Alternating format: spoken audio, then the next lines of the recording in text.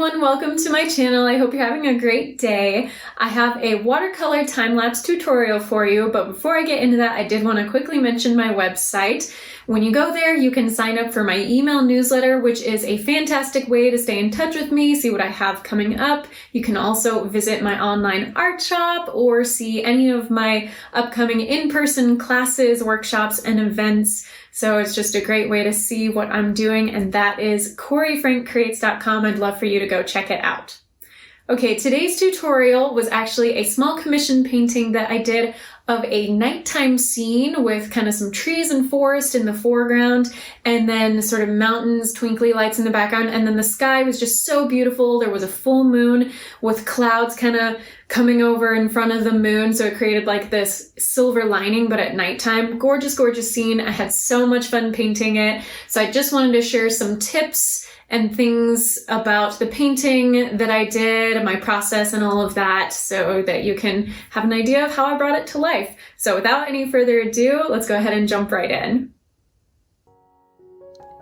So you can see I have a very light pencil sketch down on this watercolor paper, which is 140 pound 4 by 6 inches, and I'm just laying in some loose washes. So I started out by putting a thin layer of water down on the paper, and then going over that with a mixture of ultramarine blue and manganese blue, and you can see it just kind of made the paint flow a little better into each other and create a little kind of smoother transition. And then for the areas where there are the clouds and the moon, I made sure to not paint over those because I wanted to have that pure white of the paper showing through to really demarcate that silver lining. So I kind of went in and the parts of the cloud that don't have that silver outline are a little darker, just to indicate what they are against the night sky. There's a difference between the color of the clouds and the color of the background sky.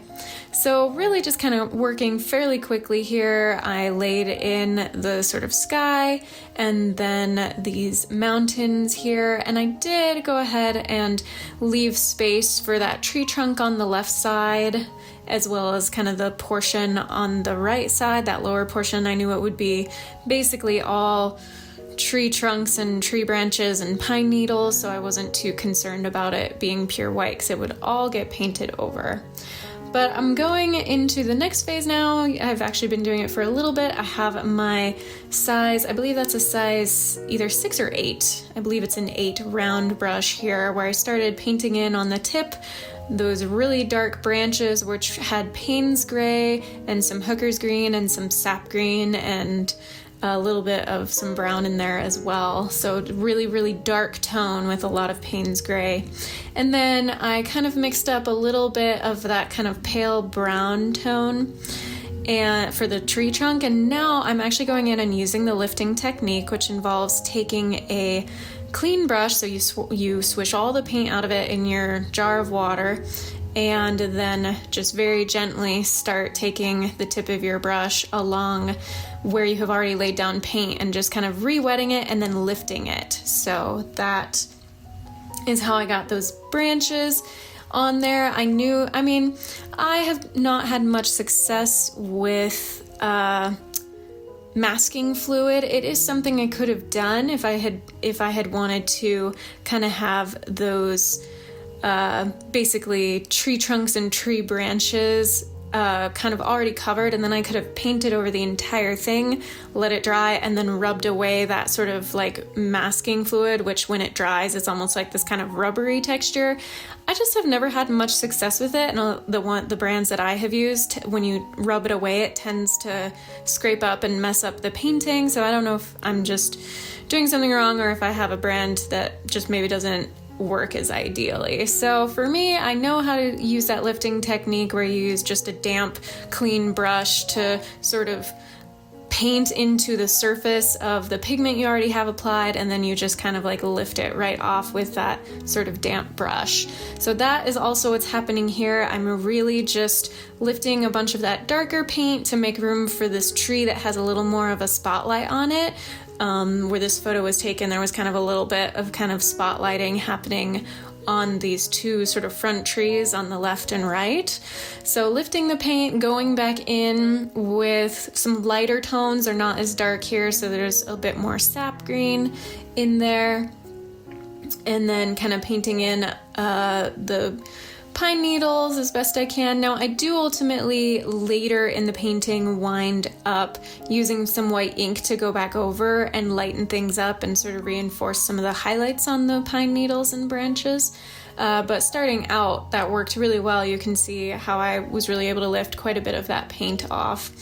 And same with this, over on the left side, the tree I'm starting now, I did leave that tree trunk white of the paper, so then when I painted it in, there was no kind of blue undertone to it. So that kind of like helped to really keep that the white of the paper clear. But for that background where the sky is, it's showing up so much between the branches that I knew it would be just fine to paint that blue sky background, because the pine needles and branches were so dark that I could paint over it with not very watery paint. I could paint over the sky I had already laid down with that color that I use for the pine needles and branches, and it would be absolutely fine. And again, for any of those sort of branches and portions of the tree, you can see right here where I'm lifting the paint out and then going back over with a little bit of that kind of purpley brown tone I mixed up. There's a little bit of purple in there, so I kind of had some purple and some burnt umber. I think I also used some of the sepia brown and a little bit of the Payne's gray as well in there. So that just turned out really nicely. You can see a lot of those branches, and a lot of it is just kind of working layer over layer, waiting for some of those lower layers to dry before adding those fine details of the pine needles.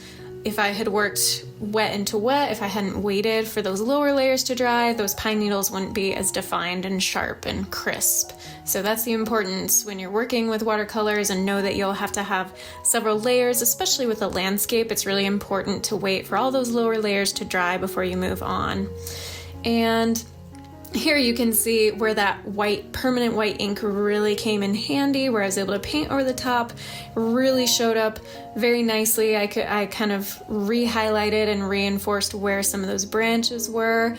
And because I got it back to a bit of that kind of white layer, I was able to then go back with some color over the top to tone it down so it wasn't too washed out.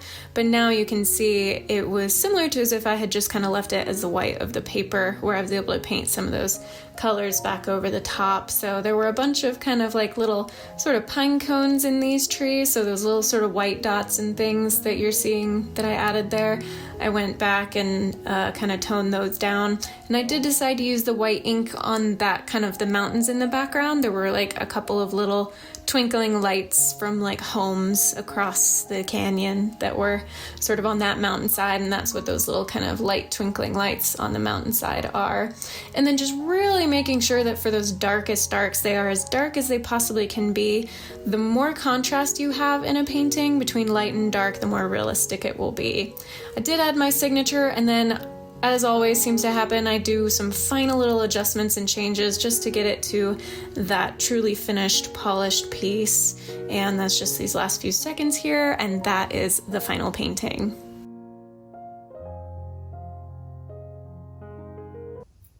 Thank you so much for watching. Hope you enjoyed that. If you did, please give this video a thumbs up. Go ahead and subscribe to my channel if you haven't already. I'd really appreciate it. Until my next one, be kind to yourself, be kind to others. God bless, and I'll see you soon.